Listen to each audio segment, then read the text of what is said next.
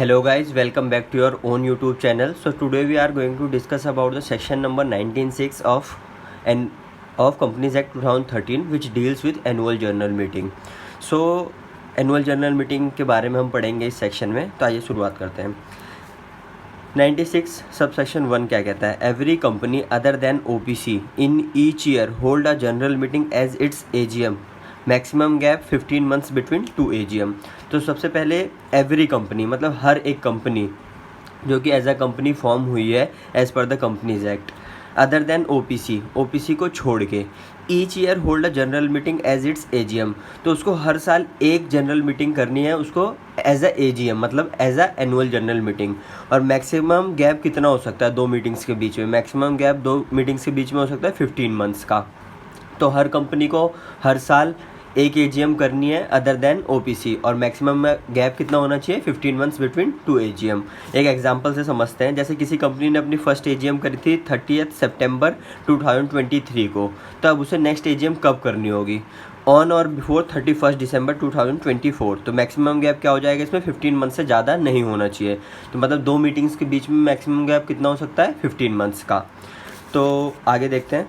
Provided that in case of the first AGM it shall be held with in a period of 9 months. अगर कोई company पहली जब form हुई है तो उसके बाद उसको पहली जो AGM है वो 9 महीने के अंदर अंदर करवानी है. मतलब जब भी पहली AGM करवाएगी company after formation after it's incorporation, तो उसको 9 महीने के अंदर अंदर पहली AGM करवानी है from the date of closing of the first financial year. जिस फाइनेंशियल ईयर में, सपोज एक एग्जांपल से मैं समझाता हूँ आपको. जैसे कि कोई कंपनी फॉर्म हुई है 2021 में, एक एग्जांपल बता रहा हूँ, 2021 में फॉर्म हुई है. तो जब 2021 ख़त्म होगा मतलब 31 मार्च 2021 जब ख़त्म होगा तो उसके 9 महीने के अंदर अंदर उसको पहली AGM अपनी करवानी होगी. And in any other case within a period of 6 months from the date of closing of financial year. और किसी और भी केस में मतलब अदर देन इनकॉर्पोरेशन के केस में उसको 6 महीने के अंदर, जैसे ही फाइनेंशियल ईयर ख़त्म होता है उसको 6 महीने के अंदर अंदर AGM करवानी होगी. इसको मैं एक अब लाइव एग्जांपल से समझाता हूँ आपको. जैसे फर्स्ट AGM के केस में क्या है? फर्स्ट AGM के केस में सपोज यहाँ पर कंपनी इनकॉर्पोरेट हुई है 31 मार्च 2023. उसका मतलब पहला फाइनेंशियल ईयर यहाँ पर ख़त्म होता है. वो इनकॉर्पोरेट हुई थी 2023 में, 22 और 23 में, और वो उसका फर्स्ट फाइनेंशियल ईयर कहाँ ख़त्म हो रहा है? 31 मार्च 2023 को. तो अब पहली AGM है तो फाइनेंशियल ईयर के एंड होने के 9 मंथ्स के अंडर अंडर करवानी है. तो 9 मंथ कहाँ पर आ रहा है? 31/12/2023. तो हमें यहाँ तक पहली AGM करवानी है. और जो सब्सिक्वेंट AGM होती है वो 6 महीने, जैसे फाइनेंशियल ईयर ख़त्म होता है तो 6 महीने के अंदर अंदर करवानी होती है. तो कोई कंपनी सपोज इनकॉर्पोरेट हुई है 22-23 में, ठीक है, और उसका जो इनकॉर्पोरेट नहीं हुई है मतलब सब्सिक्वेंट AGM की बात हुई है. किसी कंपनी का फाइनेंशियल ईयर ख़त्म हो रहा है 31 मार्च 2023 को सब्सिक्वेंट AGM के केस में, तो उसको 6 महीने के अंदर अंदर अगली AGM मतलब करवाना, मतलब 6 मंथ का मैक्सिमम गैप हो सकता है. 6 महीने के अंदर अंदर उसको सेकंड AGM मतलब यहाँ तक 30/9/2023 तक उसको सेकंड AGM करवानी होगी. तो फर्स्ट AGM के केस में 9 मंथ का गैप होता है और फिर सब्सिक्वेंट AGM में 6 मंथ का, मतलब आपको विद इन 6 मंथ के अंदर अंदर करवानी होती है. और फर्स्ट AGM 9 मंथ के अंदर अंदर करवानी होती है.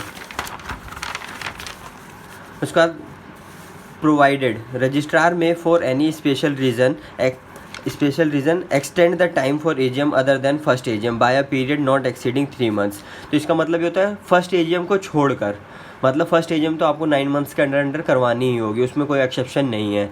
लेकिन सब्सिक्वेंट AGM के लिए जो रजिस्ट्रार है वो 3 मंथ्स का आपको एक्सटेंशन दे सकता है, प्रोवाइडेड आपका सफिशिएंट कॉस्ट हो उस एक्सटेंशन के लिए. अब 96 सबसेक्शन 2 क्या बोलता है? AGM called during business hours between 9 AM and 6 PM. जो भी AGM होगी वो हमेशा बिजनेस आवर्स में ही स्टार्ट होगी. जैसे कि 9 AM से लेकर 6 PM के बीच में, जो भी बिजनेस आवर्स होते हैं नॉर्मली उसके बीच में, मतलब 9 AM से लेकर 6 PM के बीच में.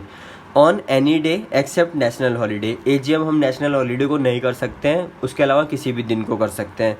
Eight registered office of the company, या तो registered office of the company में होगी या फिर at some other place within the city town और village where registered office of the company is situated.